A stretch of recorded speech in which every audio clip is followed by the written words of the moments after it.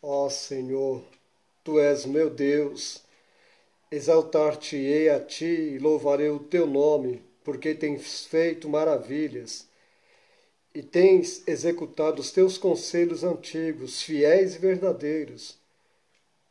Porque da cidade fizeste um montão de pedras e da cidade forte uma ruína, a fortaleza dos estranhos já não é cidade e jamais será reedificada, pelo que povos te glorificarão e a cidade das nações opressoras te temerá, porque foste a fortaleza do pobre e a fortaleza do necessitado na sua angústia, refúgio contra a tempestade e sombra contra o calor, porque dos tiranos o ímpeto é como a tempestade contra o muro.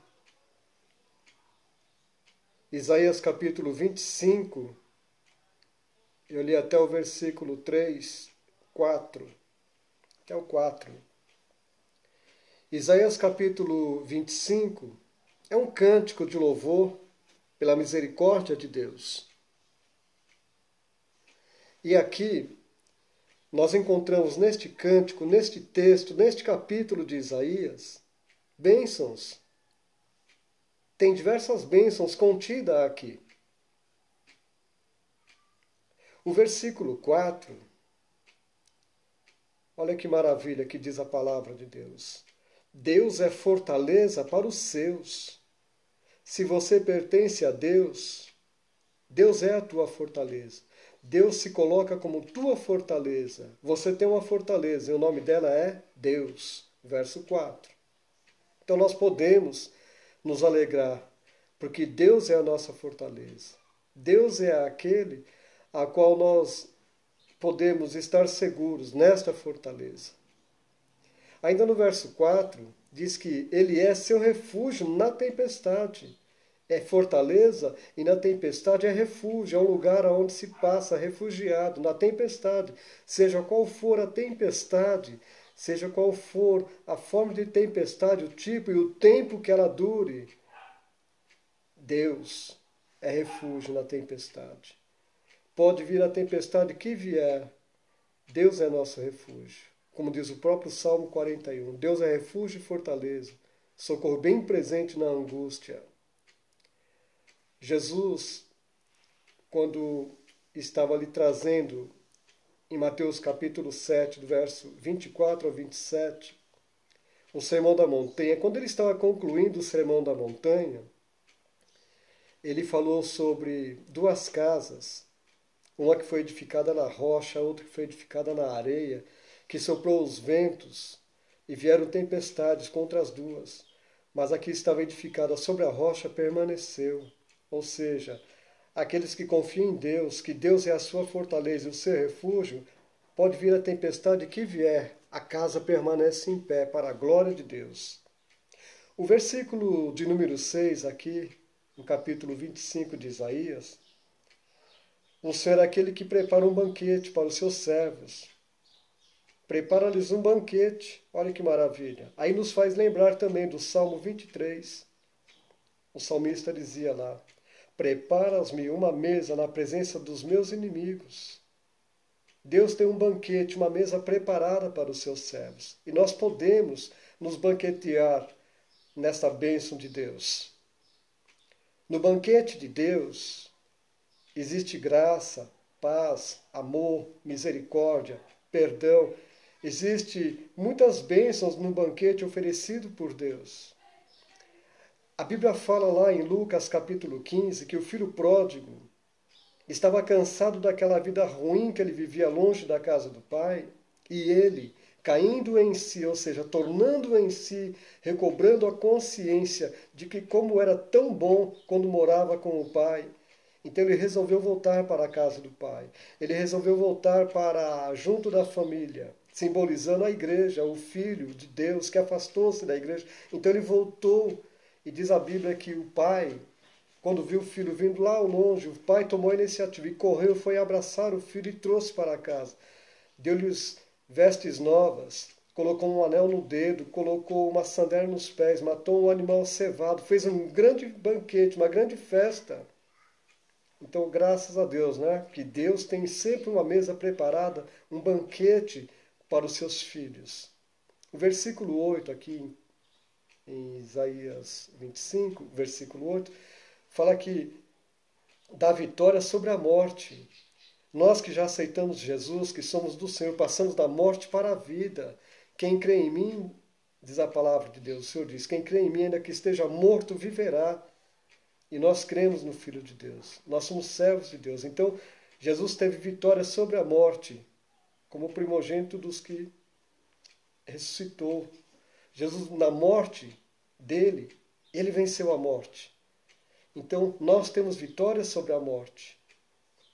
Nós somos mais do que vencedores em Jesus Cristo. Ainda no versículo 8 fala que enxuga todas as lágrimas. Deus é aquele que consola.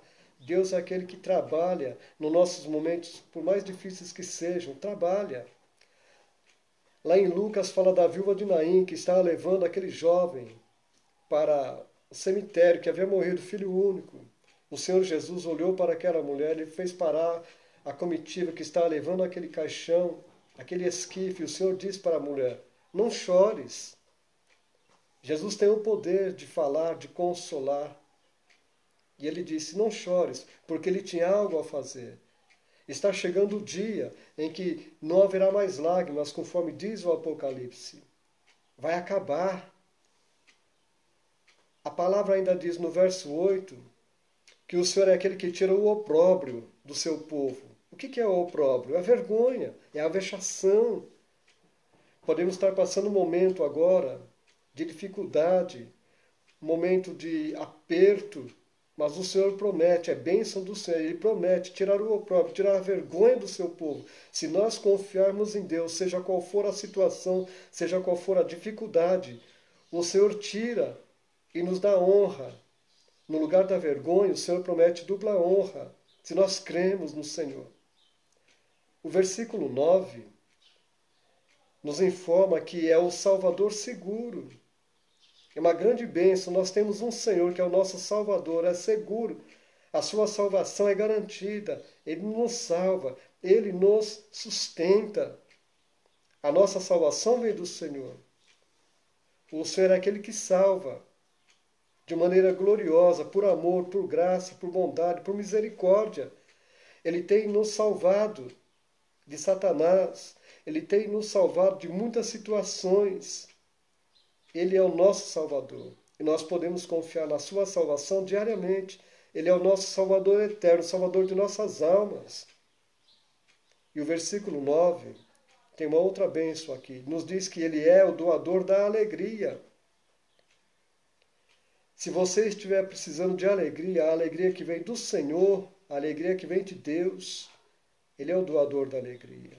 Deus quer conceder para cada um de nós alegria, contentamento, prazer em estar servindo, em estar em sua presença.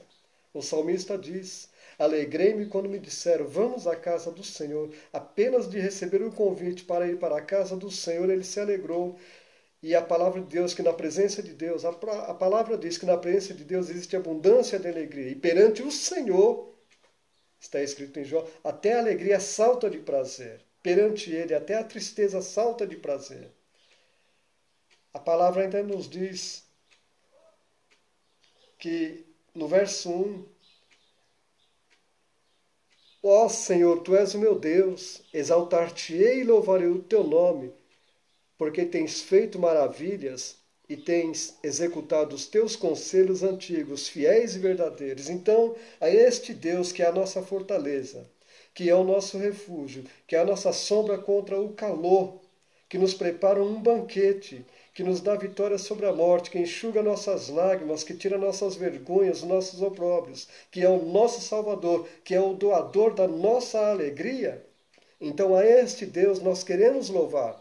É um cântico que começa, ó Senhor, Tu és o meu Deus, exaltar-te-ei a Ti e louvarei o Teu nome. Que nós sempre tenhamos um hino de louvor, gratidões para expressar os feitos de Deus para as nossas vidas. Que o Senhor te abençoe e te guarde. Que o Senhor seja sempre contigo. Medite na palavra de Deus neste capítulo 25 de Isaías e você vai ver que tem bênçãos de Deus maravilhosas aqui. Se você ler depois o capítulo 26, também é um cântico de confiança na proteção divina. Mas eu vou deixar para uma outra oportunidade. O capítulo 26, que é o cântico de confiança na proteção divina. Então, o 25 é um cântico de louvor pela misericórdia divina. E o 26 é um cântico de confiança na proteção divina. Amém? Que o Senhor te abençoe e te guarde. Fica na paz do Senhor, que Ele te proteja sempre, que Ele te abençoe em tudo. Até a próxima. Paz. Amém.